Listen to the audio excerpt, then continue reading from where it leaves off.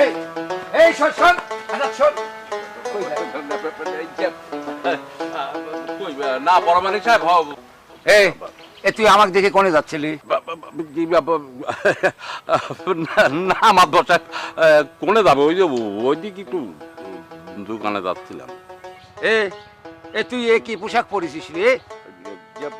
না মানে এই যুগ কিরম চল।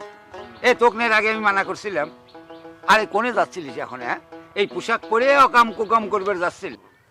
না না মাতবর সাহেব আমি আমি ভালো হয়ে গেছি তো। ওই আপনি সেদিন ওই মারার পর আমি ফুললি ভালো হয়ে গেছি। আমি কোনো খারাপ কামের মধ্যে নেই মাতবর সাহেব।